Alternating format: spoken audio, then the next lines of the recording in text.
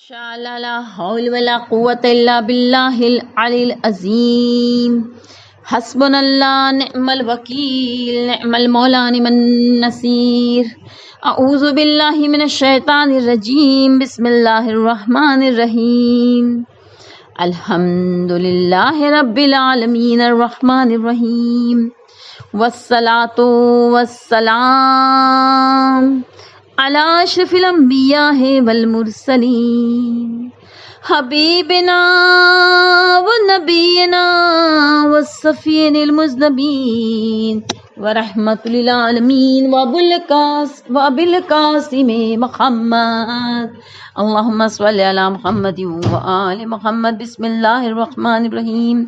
اللهم أخرجني من ظلمات الوهم واكرمني بنور الفهم.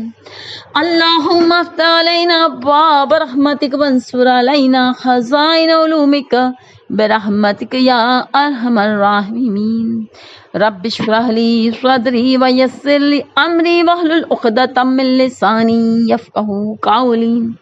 یا رب الزہرا بحق زہرا اسو صدر زہرا بجہور الحجہ. اللہم صلی علی محمد وآل محمد وعجل فرجہم. بسم اللہ الرحمن الرحیم. ولی العافیہ نسألک العافیہ عافیت الدین والدنیا والآخرہ. بسم اللہ الرحمن الرحیم. تبارک الذی بیدہ الملک وہو علی کل شیء قدیر الذی خلق الموت والحیات لیبلوکم ایکم احسن عملا. اللہم صلی علی محمد وآل محمد. معزز اور محترم سامعین، کنیزان جناب سیدہ منتظران امام زمانہ سوگواران مظلوم کربلا، سلام علیکم ورحمۃ اللہ وبرکاتہ. اسلام تیری عمر بڑھا دی حسین نے، اسلام تیری عمر بڑھا دی حسین نے، میدان میں جا کے باجی لگا دی حسین نے، میدان میں جا کے باجی لگا دی حسین نے. آنے دیا نہ فرق پیمبر کی بات میں، کفر و نفاق کی جڑ کو مٹا دی حسین نے، کفر و نفاق کی جڑ کو مٹا دی حسین نے. تاریخ یوم شمع جلا دی حسین نے، تاریخ یوم شمع جلا دی حسین نے.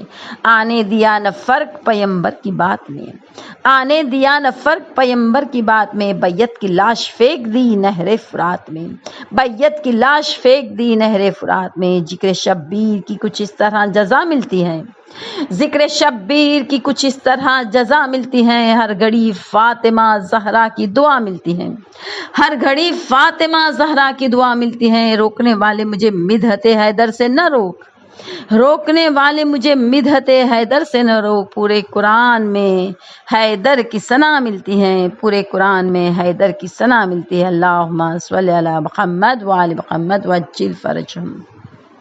گرامی، ہم اپنی مجلس کا آغاز مسئلے مسائل سے کریں گے انشاءاللہ. 10 منٹ گجراتی اور اردو دونوں میں مسئلے بیان کیے جائیں گے. اس کے بعد ہماری مجلس جاویدانی، حیات جاویدانی، ہمیشہ کی زندگی آخرت شروع ہو جائیں گا.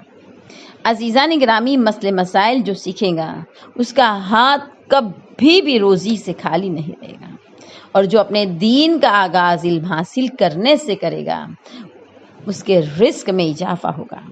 عزیزان گرامی، جدید فقہی مسائل 514 نمبر کے مسئلے میں آیت اللہ سستانی صاحب سے جو مسئلہ پوچھا گیا ہے وہ یہ ہے کہ جو કોઈ દેશમાં નકાબને આશ્ચર્ય અને અચરજની નજરે જોવામાં આવે, એટલે કે મોઢા પર જે આપણે કપડું ઢાંકીએ છીએ આપણો ચહેરો ઢાંકવા માટે, તો જો કોઈ દેશમાં નકાબને આશ્ચર્ય અને અચરજની નજરે જોવામાં આવે તો શું આવી સુરતમાં નકાબ પહેરવી બદનામીમાં શુમાર થશે? તો તેને ઉતારવું વાજિબ થશે? જવાબ: નકાબ ઉતારવો વાજિબ નથી. હા, જો નકાબ પહેરવો સામાન્ય લોકોની દ્રષ્ટિમાં અપમાનજનક અને હલકાઈ સમજવામાં આવે અને એ દેશના લોકો સમક્ષ તે એક બુરો અમલ સમજવામાં આવે અને બદનામ લિબાસ ગણવામાં આવે તો તેનું પહેરવું જાયઝ નહીં રહે. હવે આ જ મસલો આપણે ઉર્દુમાં જોઈ રહ્યા છીએ. जदीद फ़िकी मसाइल उर्दू मसला नंबर 515. अगर किसी मुल्क में नकाब पहनना हैरत व ताज्जुब का बाइस हो اور اکثر اوقات لوگ سوالیہ نظروں سے دیکھیں، انگشت نمائی کرتے رہیں، تو کیا ایسی صورت میں نقاب پہننا بدنامی شمار ہوگا اور اس کا اتارنا واجب ہوگا؟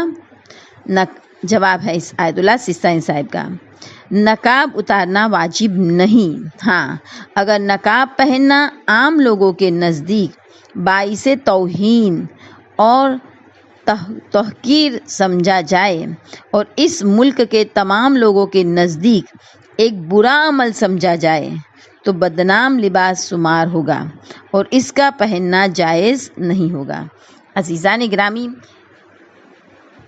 اس مسئلے کا غلط فائدہ نہیں اٹھانا چاہیے۔ ہاں، چہرہ ڈھانپنا مستحب ہے اور یقیناً عزیزان گرامی یہ بہت بہترین مستحبات میں سے ہے، اور ایسے بھی ہم چہرہ اور ہاتھ کی کلائی تک کا ہاتھ، جو ہماری پہلی لکیر ہے ہماری کلائی کی، وہاں تک کا ہاتھ ہم کھلا رکھ سکتے ہیں۔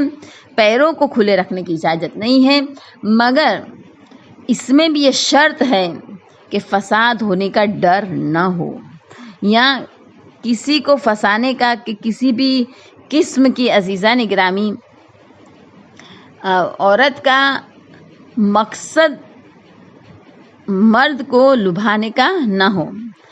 مگر عزیزان گرامی، نقاب پہننا مستحبات میں سے ہے، مگر کہیں جگہ کہیں ملکوں میں یہ دیکھا جاتا ہے کہ وہاں پر جو نقاب پہننے والی عورتیں ہوتی ہیں ان کو عزیزان گرامی حیرت کی نظروں سے دیکھا جاتا ہے، تعجب کی نظر سے دیکھا جاتا ہے، اکثر اوقات لوگ سوالیہ نظروں سے دیکھتے ہیں، انگشت نمائی کرتے ہیں۔ کے جواب میں سستانی صاحب نے کہا ہے کہ نقاب پہننا عام لوگوں کی نزدیک باعث توہین ہو اور تحقیر سمجھا جائے اور اس ملک کے تمام لوگوں کے نزدیک ایک برا عمل سمجھا جائے تو بدنام لباس شمار ہوگا اور اس کا پہننا جائز نہیں ہوگا۔ عزیزوں، آج کے لیے ہم دوسرا ایک مسئلہ دیکھتے ہیں، نمبر 515۔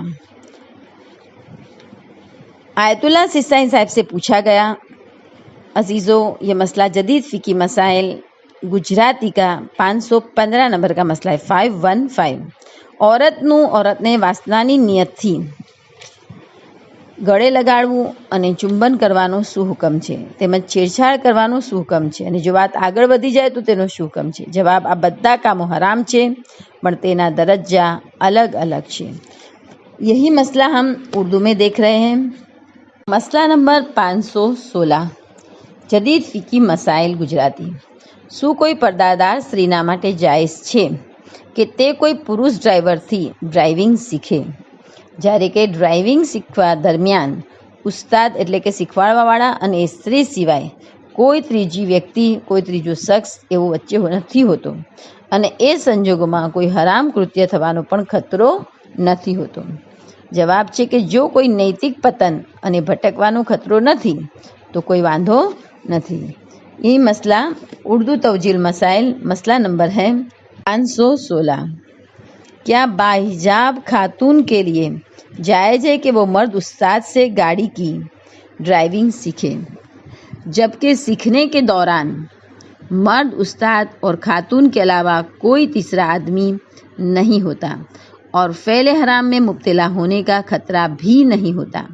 جواب ہے آیت اللہ سستانی صاحب کا کہ اگر گمراہی اور اخلاقی بگاڑ سے محفوظ ہو تو کوئی حرج نہیں ہے۔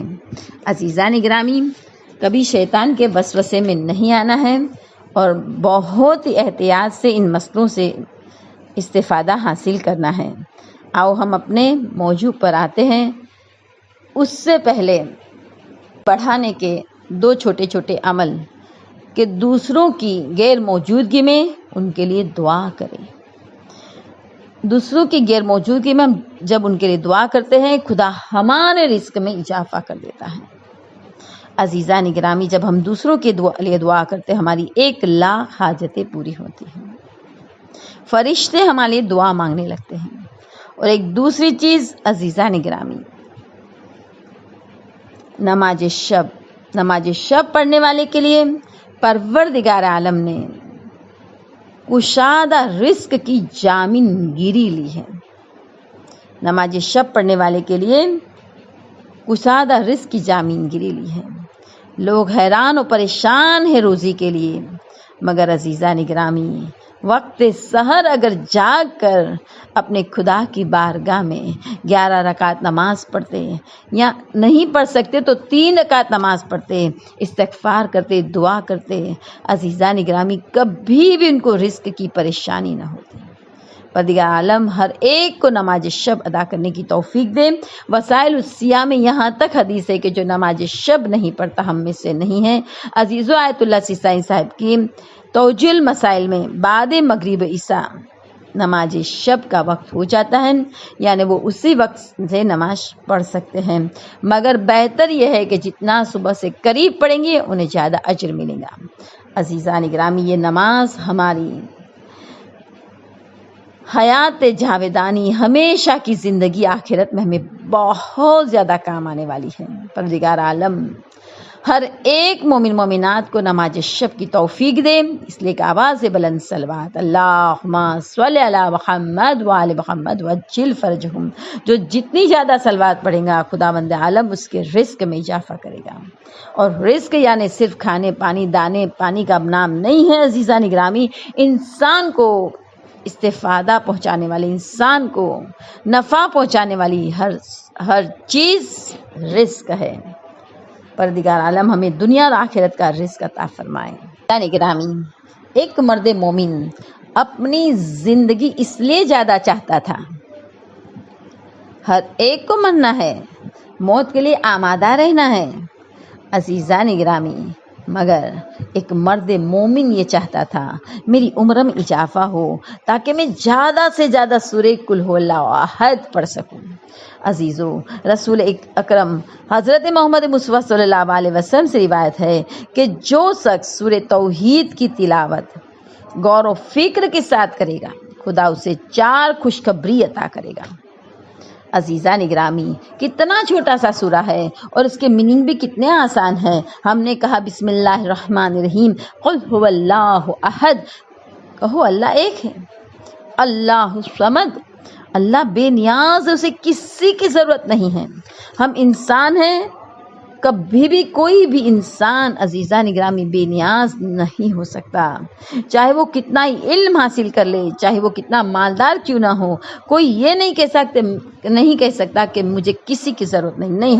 ہم انسان ہیں تو ہم محتاج ہیں، ہر ایک کو دوسرے کی ضرورت پڑے گی، مگر اللہ صمد ہے، لم یلد ولم یولد، نہ عزیزان گرامی اس نے کسی کو جنا ہے نہ وہ کسی سے پیدا ہوا ہے. ولم یکن لہ کفوا احد، اس کے جیسا کوئی نہیں، اس کی کوئی جوڑ نہیں ہے، اس کے جیسا کوئی نہیں ہے. اگر ہم سمجھ کر غور و فکر کے ساتھ اس سورے کی تلاوت کریں گے، ہمارے رسول کہتے ہیں، وہ رسول کے جن کے لیے قرآن کہتا ہے وما ینطق عن الہوی ان ہوا الا وحی یوحی، میرا رسول کچھ بولتا ہی نہیں سوائے وحی کے. یعنی جو قال رسول اللہ صلی اللہ علیہ وسلم ہے وہ قال اللہ ہے، یعنی اللہ ہم کو پیغام دے رہا ہے. رسالت مآب کہتے ہیں کہ انہیں 4 خوشخبری دی جائیں گی. کون سی 4 خوشخبری؟ کون سے موقع پر دی جائیں گی خوشخبری؟ کہا موت کے وقت خوشخبری دی جائیں گی، اللہ اکبر. قبر میں خوشخبری دی جائیں گی، قیامت کے دن خوشخبری دی جائیں گی، اور پل صراط میں پار ہوتے وقت خوشخبری دی جائیں گی، یہاں تک کہ ہمیشہ کے لیے اسے جنت میں داخل کیا جائے گا. رسول اسلام صلی اللہ علیہ وسلم ارشاد فرماتے ہیں کہ یہ سورہ مانعہ ہے، یعنی کہ قبر کے عذاب سے اور جہنم کی آگ سے چھٹکارا دلانے والا ہے. یہ مانعہ ہے یعنی رکاوٹ بننے والا ہے، کس سے؟ قبر کے عذاب سے اور جہنم کی آگ سے. پروردگار عالم ہم سب کو زیادہ سے زیادہ سورہ توحید پڑھنے کی توفیق عطا فرمائے. ایک دوسری روایت پیش کرنے جا رہی ہوں عزیزان گرامی. رسالت مآب حضرت محمد مصطفیٰ صلی اللہ علیہ وسلم فرماتے ہیں کہ جب کوئی مومن آیت الکرسی کی تلاوت کر کے اس کا ثواب قبر والوں کو بخشتا ہے تو خداوند عالم اس ثواب میں سارے مرحومین کو شامل کر دیتا ہے۔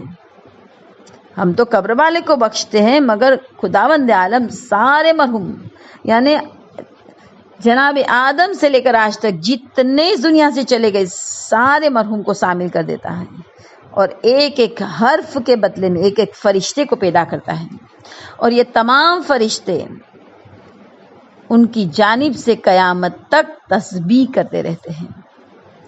عزیزان گرامی، اور رسالت مآب صلی اللہ علیہ وسلم فرماتے ہیں کہ جو شخص آیت الکرسی پڑھے اور اس کا ثواب قبر والوں کو بخشے تو اللہ اس کے تمام گناہ کو بخش دیتا ہے، اللہ اس کے تمام گناہ کو بخش دیتا ہے۔ اگر ہم قبرستان جائے، دیکھیں آج ہم کریں گے اپنے ماں باپ کے لیے، اپنے مرحوموں کے لیے، کل ہماری اولاد ہمارے لیے عمل کریں گے، کل دوسرے لوگ ہمارے لیے عمل کریں گے۔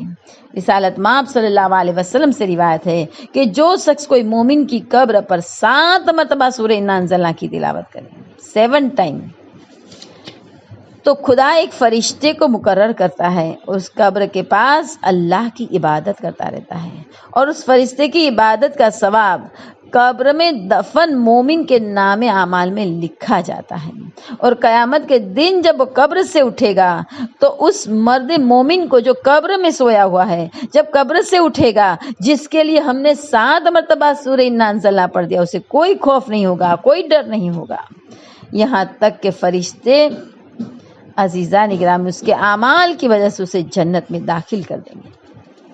امام علی رضا غریب بادشاہ خراسان جامع السامعین ارشاد فرماتے اللہم صلی علی محمد وآل محمد وجل فرجہم، کہ اگر کوئی مومن بندہ کوئی مومن کی قبر کی زیارت کے لیے جائے اور قبر پہ 7 مرتبہ سورہ قدر پڑھے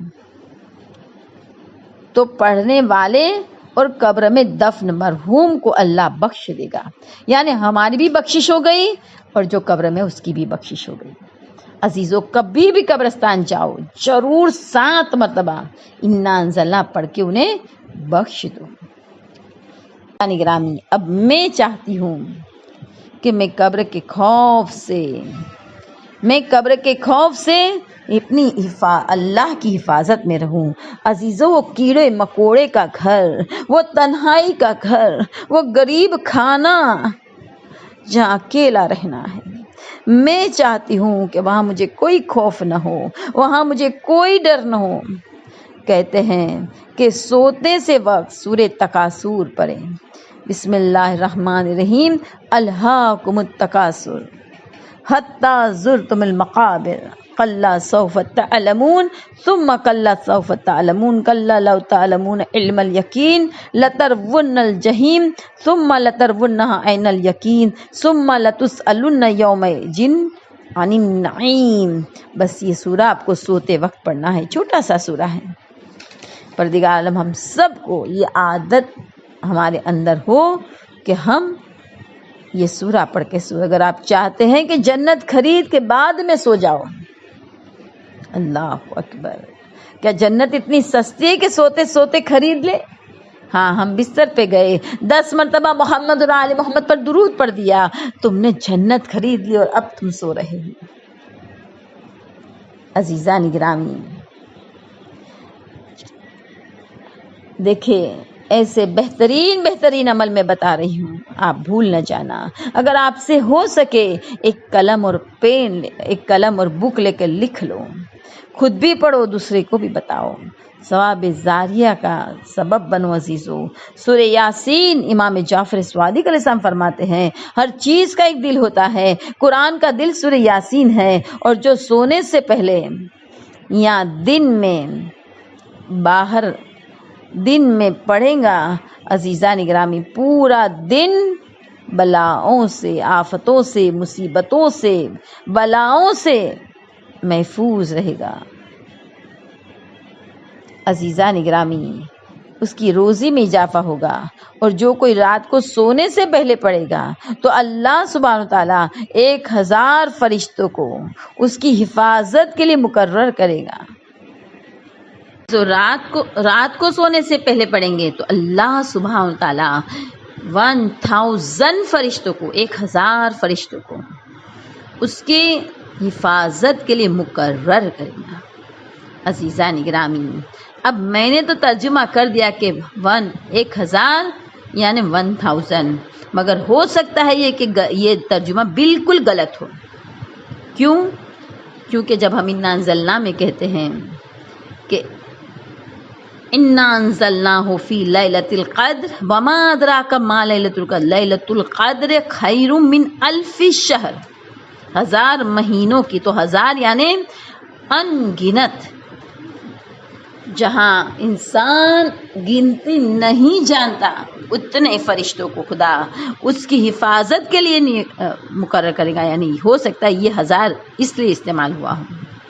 عزیزو، یہ فرشتے کریں گے کیا؟ عزیزو، یہ فرشتے شیطان مردود سے ہمیں بچائیں گے اور ہر آفت سے ہمیں بچائیں گے۔ اور جو کوئی سورہ کی تلاوت کرے اور اسی دن مر جائے، ابھی عادت ہوگی ہماری تو ہم نے تلاوت بھی کی ہوگی اس دن، اور اگر مر گئے ہم تو ہم اللہ سبحانہ تعالیٰ میں جنت میں داخل کرے گا۔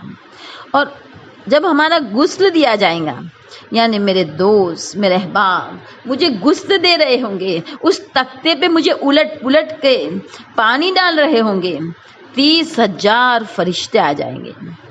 کیا کریں گے وہ لوگ؟ 30,000 فرشتوں کا کیا کام ہے؟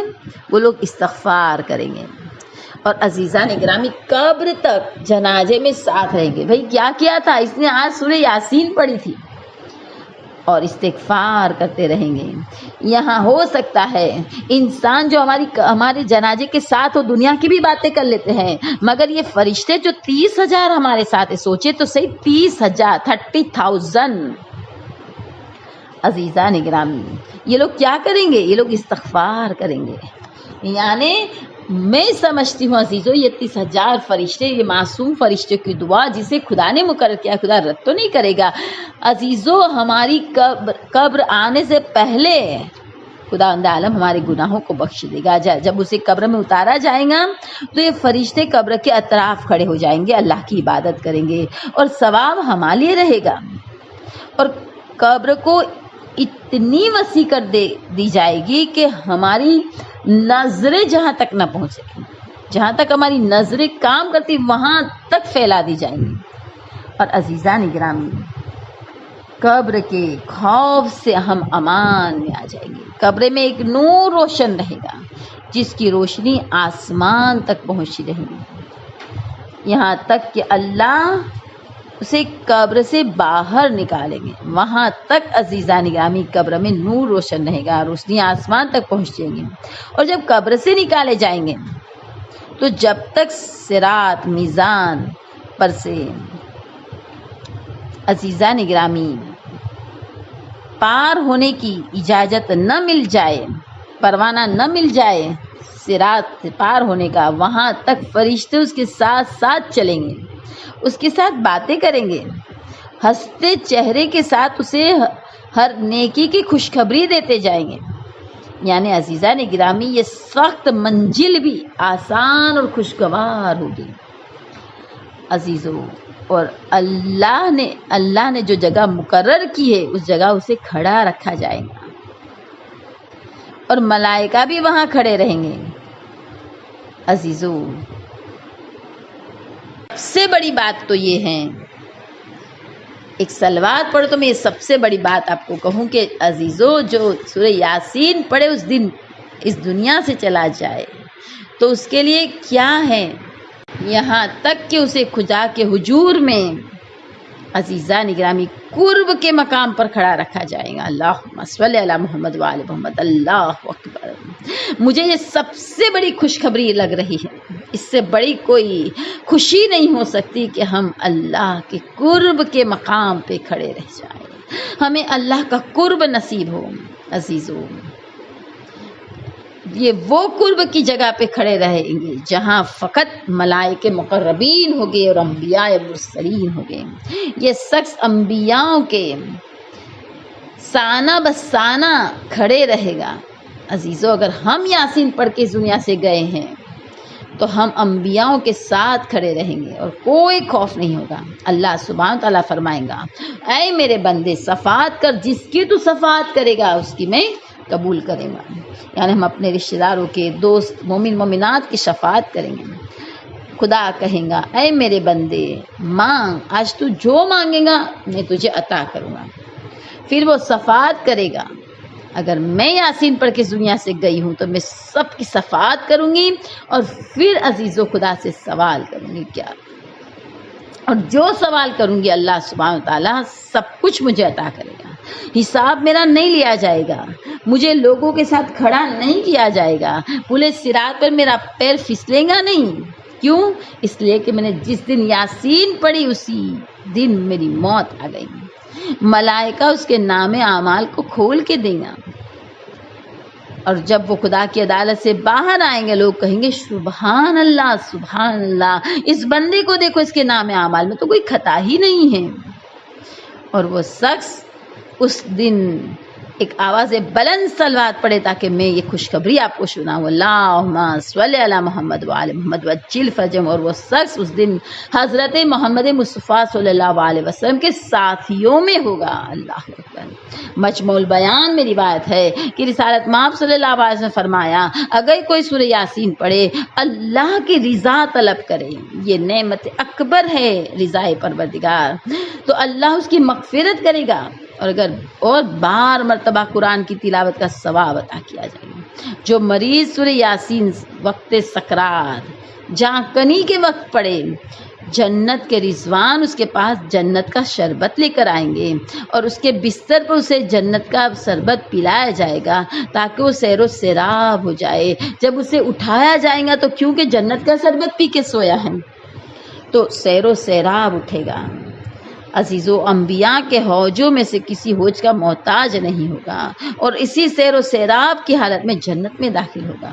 علماء فرماتے ہیں کہ ایسے تو قرآن کی ہر آیت پر ایک فرشتہ موکل ہے جو اس آیت کے ساتھ ہوتا ہے، مگر سورہ یاسین اللہ اکبر ہر آیت کے ساتھ 10 فرشتے موکل ہیں، پروردگار نے موکل رکھے ہیں۔ اور جب تحقیبات میں ہم سورہ یاسین پڑھیں گے تو فرشتوں کی صفیں آنے لگیں گی، اس سورہ کی تلاوت کرنے والوں کے لیے استغفار کرنے لگیں گی۔ عزیزوں، میرا آپ سے سوال ہے، کیا یہ صرف طوطے کی طرح پڑھیں گے ہم سورہ یاسین تو یہ مل جائے گا؟ ہرگز نہیں عزیزوں، سورہ یاسین پڑھنے والے کا ثواب بہت زیادہ ہے۔ میں نے کہا یاسین یہ پہلی آیت کا اجر یہ ہے کہ میرے گناہ بخش دیے جائیں، یہ رسول خدا کا نام ہے۔ مگر عزیزو، حقیقتاً اگر آپ نے قرآن کھولا، آپ نے کچھ بھی نہیں پڑھا تو بھی ثواب ملے گا، کیونکہ قرآن کی طرف نظر کرنا عبادت۔ آپ نے پڑھا، آپ کو ثواب ملے گا، مگر حقیقتاً ثواب اس وقت ملے گا جب ہم قرآن پڑھیں گے، سمجھیں گے، غور و فکر کریں گے، عمل کریں گے۔ عزیزو، جب خمینی صاحب سے پوچھا گیا 10 منٹ کا وقت ہے کیا کروں، میری زبان میں پڑھوں یا عربی میں پڑھوں، مجھے عربی نہیں آتی ہے، سمجھ نہیں سکتا میں، صرف عربی پڑھنا آتا ہے، کہا 5 منٹ اپنی زبان میں پڑھو، 5 منٹ عربی پڑھو۔ تو عزیزان گرامی، ہم اتنا تو کر سکتے ہیں کہ ہمارے پاس کتاب موجود ہے، ہم عربی پڑھتے جائے، اب تو زبانی جیسا ہو گیا، ترجمے پہ نظر ڈالتے جائے تاکہ ہم کو سب یاد آتا جائے، کبھی ایک آیت پہ غور و فکر کرے، عمل پیرا ہو۔ عزیزو، اس میں خدا میرے لیے کیا سبق دے رہا ہے سوچیں، ایک آیت سمجھ کے پڑھنے کا ثواب 70 قرآن ختم کرنے کا ہے۔ ہاں عزیزو، کبھی یہ کہہ دیتے ہیں کہ بھئی ٹائم کہاں ہے۔ عزیزان گرامی، اگر ہمیں اپنی حیات جاودانی کے لیے، ہمیشہ کی زندگی کے لیے ٹائم نہیں ہے تو بھئی کس کے لیے ٹائم ہے؟ کون سا بڑا عزیزان گرامی کام ہے ہمارے پاس کہ ہم اللہ کی خوشنودی حاصل کرنے کے لیے اپنا کچھ وقت زندگی میں ہر دن قرآن کی تلاوت کے لیے نہیں دے سکتے۔ افسوس کے ساتھ خدا کو کہنا پڑا ہے کہ ایک دوست کے خط جتنا بھی امپورٹنس میرے بندے میرے خط کو نہیں دیتے، یعنی قرآن کو نہیں دیتے۔ اگر ایک میسج آ جاتا ہے دوست کا، میرا پیارا دوست اگر عزیزان گرامی پردیس میں ہے، میں 4 بار میسج پڑھتی ہوں، 4 بار سنتی ہوں، اللہ کی کتاب قرآن مجید کو اتنا بھی ہم امپورٹنس نہیں دیتے۔ اگر میرا بچہ فورن میں ہے، ایک میسج کرتا ہے، میں کام چھوڑ کے بھاگ کے جلدی سے میسج دیکھتی ہوں، جواب دیتی ہوں، فون کرتی ہوں۔ عزیزان گرامی، پروردگار عالم ہم سب کو نیک توفیق عطا۔ اس دنیا میں جینے کے لیے ہم کو کچھ روزی تو کمانی پڑیں گی عزیزوں، ہم دنیا کا کام تو ہمیں کرنا پڑے گا، کھانا پکانا یہ سب ہم کو کرنا ہے، مگر ساتھ ساتھ عزیزان گرامی یہ دنیا کی مادی لذتوں کو چاہے کتنی بھی حاصل کرے، آخر ہے تو فنا ہونے والی۔ ہم ایک چیز کھانے کی خواہش ہوتی ہے تو کتنے پیسے اور کتنا ٹائم لگا دیتے ہیں۔ حقیقی کمال کائنات کے رب کی قریب ہونا ہے۔ عزیزان گرامی، ہم دیکھیں ذرا جناب سلیمان کو، کتنا خدا نے دیا تھا اور کیسی زندگی بسر کرتے تھے۔ سلیمان بن داؤد علیہ السلام، اللہ سبحانہ وتعالیٰ نے نبوت کے درجے کے ساتھ ساتھ اتنی بڑی بادشاہت دی کہ ان کے بعد کسی کو ایسی بادشاہت نصیب نہیں ہوئی ہے۔ مولا کائنات امیر المومنین علی بن ابی طالب علیہ السلام، اللہم صلی علی محمد وآل محمد، نہج البلاغہ میں فرماتے ہیں کہ اگر کوئی دنیا میں ہمیشہ باقی رہنے کے لیے کوئی سیڑھی یا موت کو دور کرنے کا راستہ حاصل کر سکتا ہوتا تو سلیمان بن داؤد ہوتے ہیں، جس کے لیے اللہ نے نبوت، بڑی قربت اور نزدیکی کے ساتھ ساتھ جنات اور انسانوں پہ حکومت دی تھی۔ مگر جب ان کا رزق پورا ہو گیا، زندگی کی مدت ختم ہو گئی تو قضائے الہی سے بچ نہ پائے، محل اور گھر خالی ہو گئے، دوسرے نے ورثے میں لے لیا۔ عزیزوں، آپ سب جانتے ہیں جب سلیمان کا رزق ختم ہو گیا، موت آ گئی تو سلیمان بن داؤد کھڑے تھے، بیٹھنے کی اجازت چاہی مگر ملک الموت نے اتنی بھی اجازت نہیں دی۔ کچھ لوگوں کی آنکھیں کھلی کی کھلی رہ جاتی، کیوں؟ اتنی بھی اجازت، اتنی بھی مہلت نہیں ملتی کہ اپنی آنکھوں کو بند کر لیں۔ ہم کرتے ہیں پھر بند۔ محمد بن کعب سے روایت ہے کہ ہم کو یہ خبر پہنچی ہے کہ حضرت سلیمان بن داؤد کا لشکر 100 فرسخ، ایک فرسخ یعنی 5.5 کلومیٹر، سوچے 100 فرسخ میں پھیلا تھا لشکر۔ 25 فرسخ انسانوں کے لیے تھا، 25 جناتوں کے لیے، 25 ویسی جانوروں کے لیے، 25 برڈز کے لیے، پنچھیوں کے لیے تھا، اور ان کا محل مرر اور لکڑے کا بنا ہوا تھا، جس میں 1000 روم تھے، جس میں 300 مہر عادات کی ہوئی بیبیاں رہتی تھیں، 700 کنیزیں تھیں۔ جناب سلیمان دیتے تھے ہوا کو تو ہوا محل کو اٹھا لیتی تھی، اور نرم ہوا، ہلکی ہوا اسے لے کر چلتی تھی محل کو۔ ایک دن سلیمان پیغمبر زمین اور آسمان کے بیچ ہوا پر چل رہے تھے، اللہ سبحانہ تعالیٰ نے پیغام بھیجا، میں نے تمہاری حکومت میں اتنا اضافہ کر دیا ہے کہ میری مخلوق میں سے اگر کوئی بھی بات کرے گا، ہوا اس کی خبر تمہیں دے دے گا۔ مقاتل کہتے ہیں کہ شیطانوں نے حضرت سلیمان کے لیے 1 فرسخ لمبا گالیچہ بنایا تھا، جس میں ریشم کے تاروں کو ملایا گیا تھا۔ ریشم کے تاروں میں عزیزان گرامی گولڈ کے تار ملائے گئے تھے، اور اس گالیچے کے بیچ سننے کا ایک ٹیبل رکھا گیا تھا، گولڈ کا ٹیبل رکھا گیا تھا، جس پر سلیمان بیٹھتے تھے۔ ان کے اطراف میں سونے اور چاندی کی 3000 کرسیاں تھیں۔ سونے کی کرسی پر نیک لوگ بیٹھتے تھے اور چاندی کی کرسی پر علماء بیٹھتے تھے۔ پنچھی ان پر سایہ کرتے تھے تاکہ ان پہ دھوپ نہ آئے، اور ہوا اس پورے گالیچے کو اپنے دوش پر لے کر چلتی تھی۔ صبح سے لے کر شام تک 1 مہینے کا فاصلہ طے کر لیتی تھی اور شام سے لے کے صبح تک 1 مہینے کا راستہ طے کر لیتی تھی۔ پروردگار عالم قرآن مجید میں فرماتے ہیں، اور ہم نے سلیمان کے لیے تیز ہوا کو مسخر کر دیا تھا جو سلیمان کے حکم سے زمین پر چلتی تھی، جس میں ہم نے برکت دے رکھی تھی، اور ہم ساری چیزوں کو جانتے ہیں۔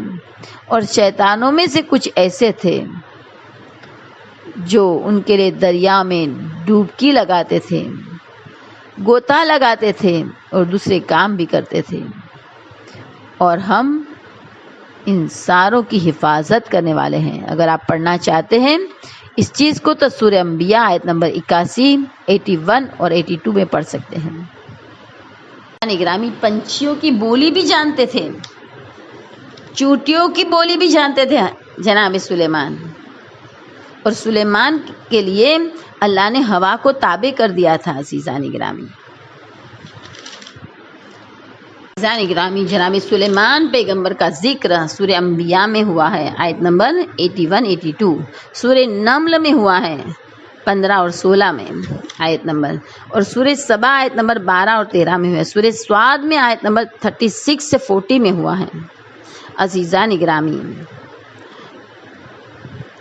اتنی زیادہ فضیلت تھی، اتنا کچھ دے رکھا تھا جناب سلیمان کو، اتنی بڑی حکومت، اتنی بڑی ستہ، مگر کھاتے کیا تھے؟ عزیزان گرامی، جو کا آٹا بھوسے کے ساتھ بغیر چھانے جو کا آٹے کی روٹی کھاتے تھے۔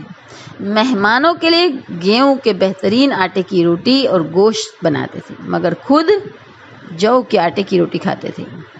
عزیزو، جو کے آٹے کی بہت زیادہ فضیلت ہے، یہاں تک میں نے سنا ہے کہ ہم پر جتنی فضیلت اہل بیت علیہ السلام کو اتنی فضیلت گیہوں پر جو کو ہے، کھانا چاہیے۔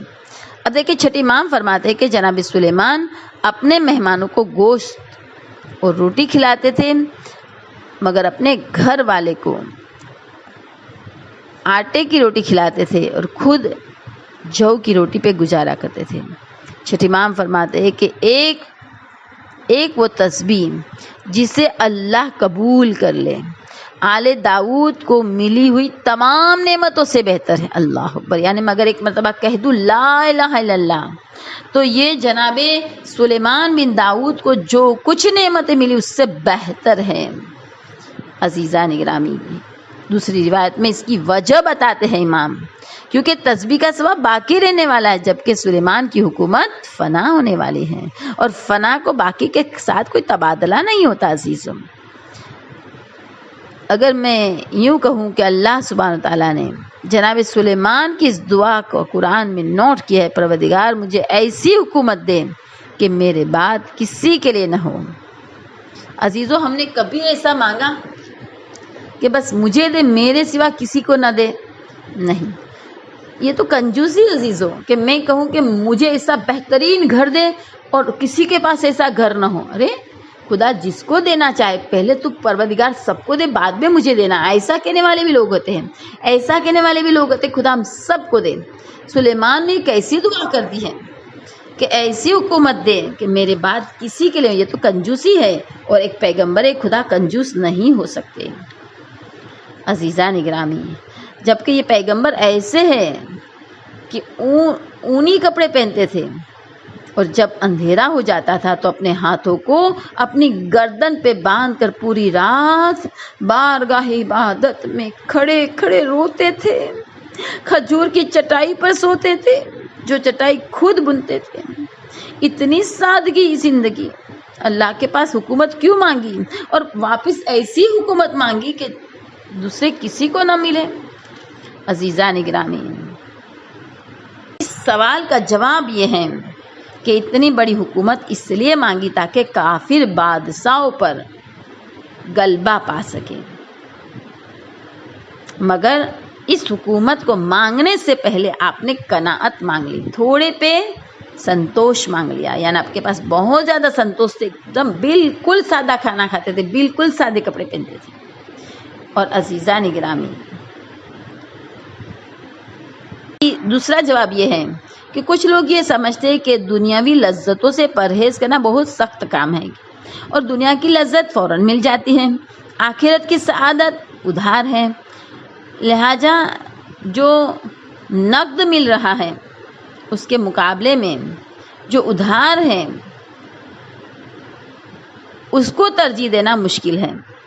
جناب سلیمان نے دعا کی، پروردگار مجھے وہ حکومت دے جو انسانوں کو سے بھی زیادہ ہو اور میں کامل طاقت رکھنے والا ہوں، پھر بھی دنیا سے پرہیز کی حالت میں رہوں، تاکہ لوگوں پہ یہ ظاہر ہو جائے کہ مال دنیا کا ہونا اللہ کی فرما برداری سے نہیں روکتا۔ عزیزان گرامی، نبی سلیمان نے بادشاہی مانگی اور ایسی بادشاہی کہ ان کے بعد کسی کے پاس بادشاہی نہ ہو۔ تو بادشاہی ایکچوئل میں اس کی دو چیز ہے، اس میں ایک ایسی بادشاہی کہ جو ظلم کے ذریعے حاصل کی جاتی ہے، جیسے فرعون نمرود کی حکومت، دوسری حکومت جو اللہ کے نمائندوں کو دی جاتی، جیسے اس طرح آل ابراہیم، حضرت طالوت، ذوالقرنین وغیرہ کو حکومت دی گئی۔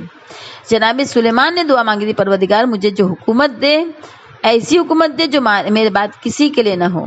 اس کا مطلب یہ تھا کہ یہ ظلم کے ذریعے حاصل کی ہوئی حکومت نہ ہو، کیونکہ ظلم کے ذریعے جو حکومت حاصل ہوتی ہے اس کا کوئی فائدہ نہیں۔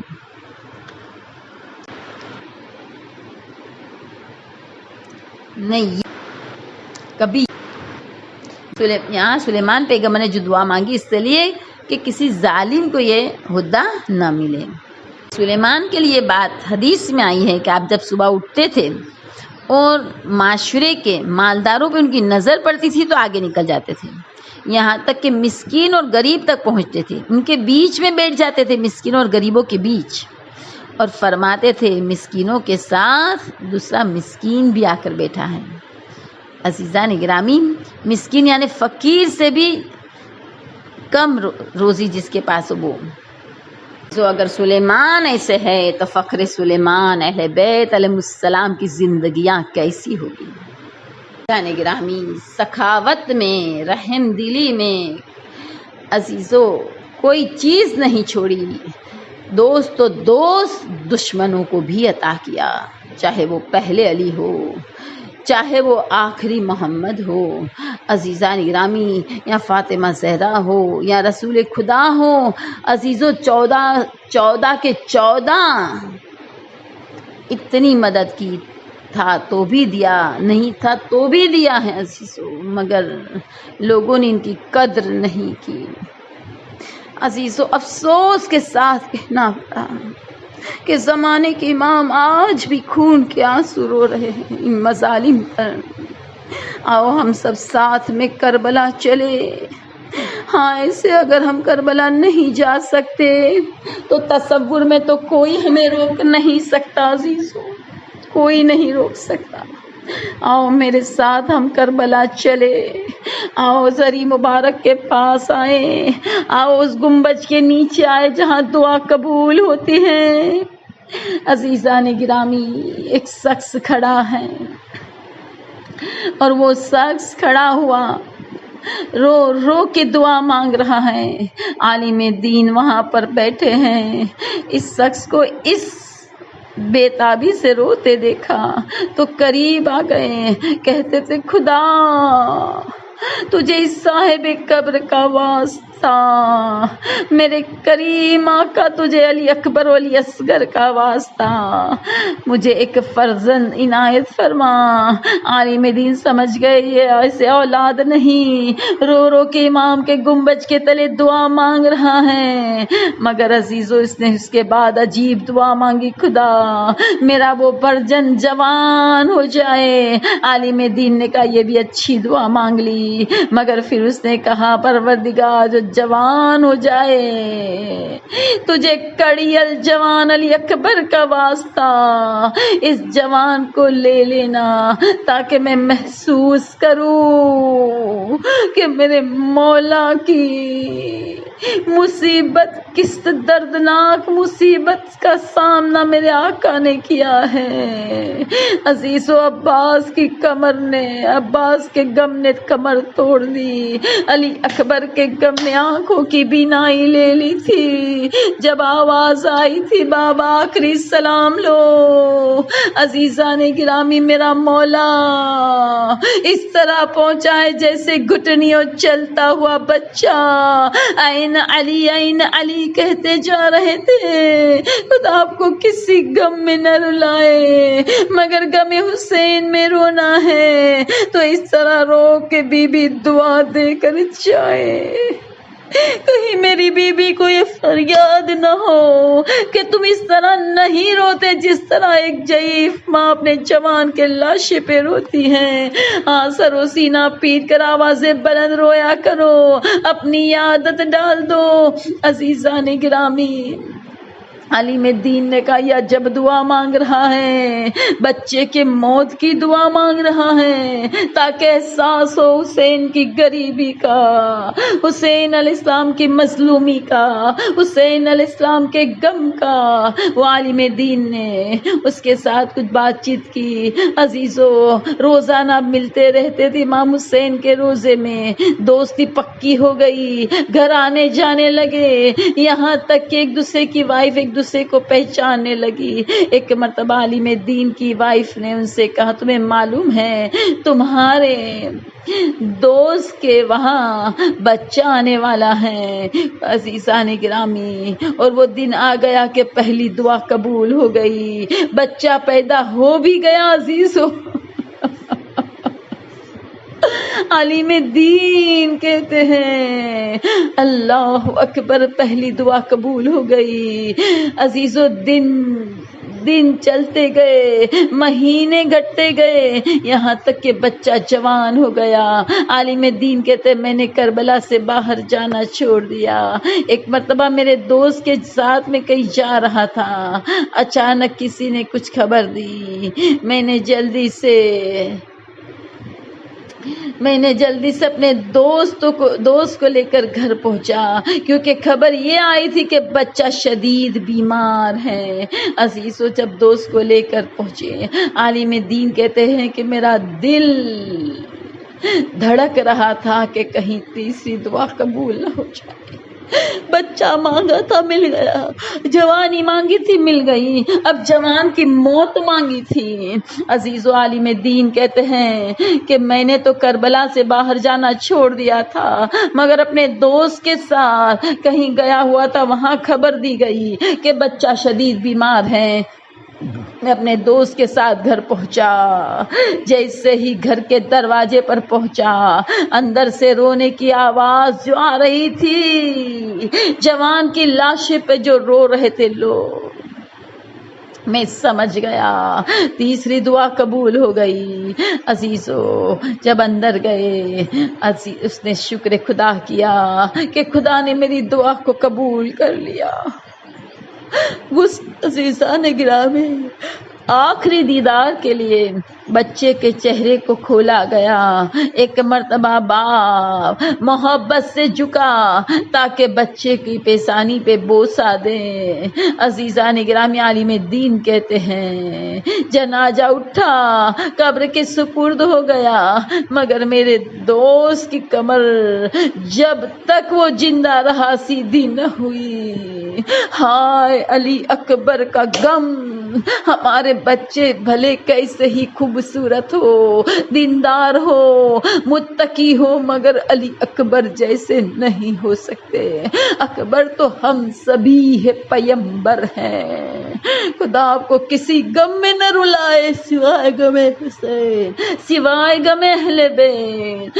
عزیزو، آؤ دعا کریں، پروردگار علی اکبر کی جوانی کا واسطہ، جن کے بچے دنیا سے چلے گئے انہیں صبر جمیل اجر عظیم دے، جن کے جوان زندہ ہیں انہیں طولانی عمر دے، صحت و تندرستی دے، ایمان کی سلامتی دے۔ الا لعنت اللہ علی القوم الظالمین، انا للہ و انا الیہ راجعون۔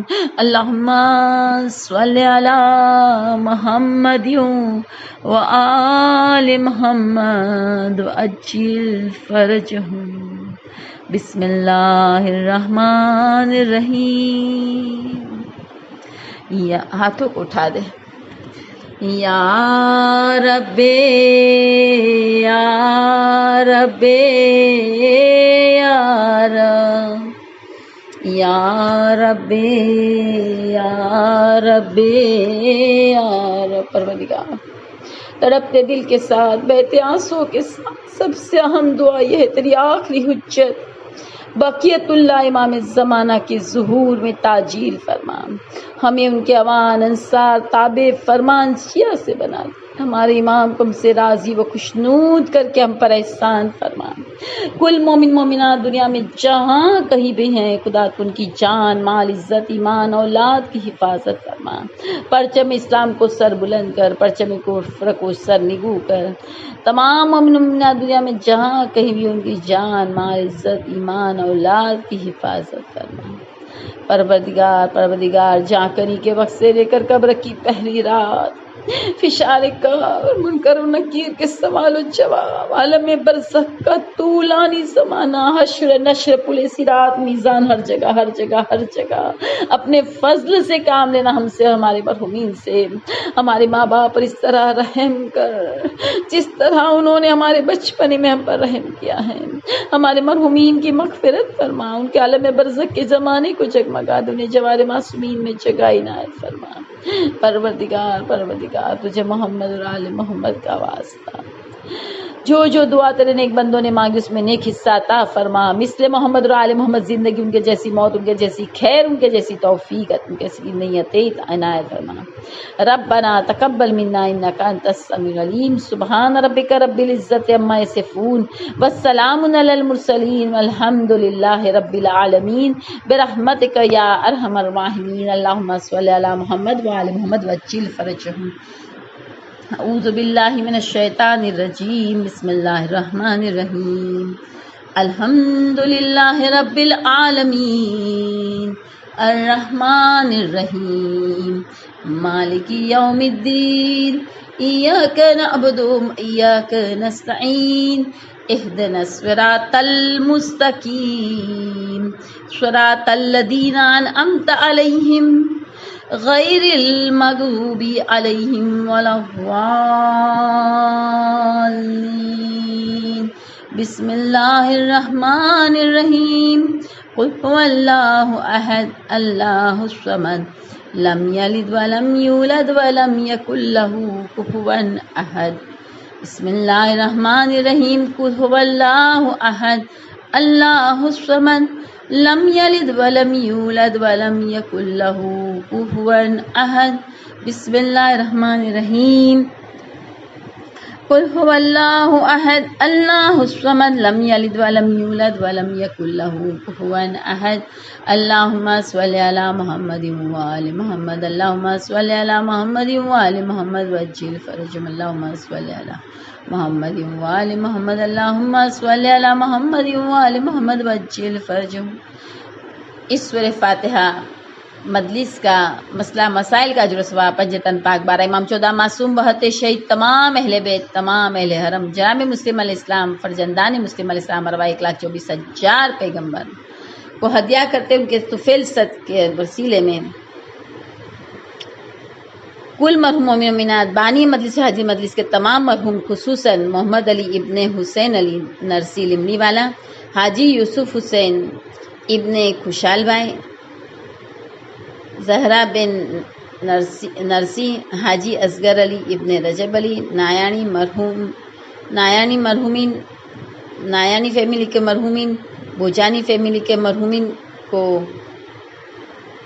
ہدیہ کرتے ہیں، دعا کرتے ہیں پروردگار قبر والوں کو خوشی نصیب فرما، ان کے عالم برزخ کے زمانے کو آسان کر دے اور نرسی فیملی، نائن فیملی، بھوجانی فیملی کے مرحوموں کے درجات کو بلند فرما، اور ہم نے جو کچھ دعائیں مانگی ہیں تمام مرحوموں کو عطا فرما۔ ربنا تقبل منا انک انت السمیع العلیم، سبحان ربک رب العزت عما یصفون، وسلام علی المرسلین، والحمد للہ رب العالمین، برحمتک یا ارحم الراحمین۔ اللہم صل علی محمد وآل محمد وعجل فرجهم۔ اعوذ باللہ من الشیطان الرجیم، بسم اللہ الرحمن الرحیم۔ الحمد للہ رب العالمین، الرحمن الرحیم، مالک یوم الدین، ایاک نعبد و ایاک نستعین، اہدنا الصراط المستقیم، صراط الذین انعمت علیہم، غیر المغضوب علیہم ولا الضالین۔ بسم اللہ الرحمن الرحیم، انا انزلناہ فی لیلۃ القدر، وما ادراک ما لیلۃ القدر، لیلۃ القدر خیر من الف شہر، تنزل الملائکۃ والروح فیہا بإذن ربہم من کل امر، سلام ہی حتی مطلع الفجر۔ بسم اللہ الرحمن الرحیم، قل هو اللہ احد، اللہ الصمد، لم یلد ولم یولد ولم یکن لہ کفوا احد۔ بسم اللہ الرحمن الرحیم، قل هو اللہ احد، اللہ الصمد، لم یلد ولم یولد ولم یکن لہ کفوا احد۔ بسم اللہ الرحمن الرحیم، قل هو اللہ احد، اللہ الصمد، لم یلد ولم یولد ولم یکن لہ کفوا احد۔ اللہم صل علی محمد وآل محمد، اللہم صل علی محمد وآل محمد، اللہم صل علی محمد وآل محمد، اللہم صل علی محمد وآل محمد، اللہم صل علی محمد وآل محمد وعجل فرجهم۔ اس سورہ فاتحہ مجلس جو کچھ ذکر ہوا ہے تمام کا اجر ثواب پنجتن پاک، 12 امام، 14 معصوم، 72 شہید، تمام اہل بیت، تمام اہل حرم، جناب مسلم علیہ السلام، فرزندان مسلم علیہ السلام، ارواح 1,24,000 پیغمبروں کو، خصوصاً شہزادی کونین مادر حسین فاطمۃ الزہرا کو ہدیہ کرتے ہیں، ان کے طفیل صدقے اور وسیلے میں کل مرحوم مومن و مومنات، بانی مجلس اور حاضرین مجلس کے تمام مرحوموں کو اصال کرتے ہیں، خصوصاً مرحوم خورشید بانو بنت رجا حسین اور مرحوم حسن علی بھائی ابن رجب علی بھائی حاجی ہرجی بھائی، گلبانو بن بنت محمد علی، رجا حسین بھائی جویر بھائی، نوربانو بن بنت فاضل بھائی، عزیز بھائی حبیب بھائی، اور تمام رشتہ داروں کو ہبا کرتے دعا کرتے ہیں، پروردگار تجھے محمد اور آل محمد کا واسطہ تمام قبر والوں کو خوشی نصیب فرما، ان کے عالم برزخ کے زمانے کو آسان سے آسان تر کر دے، پروردگار تجھ سے راضی ہو جا۔ اللہم صلی علی محمد وآل محمد وعجل فرجهم۔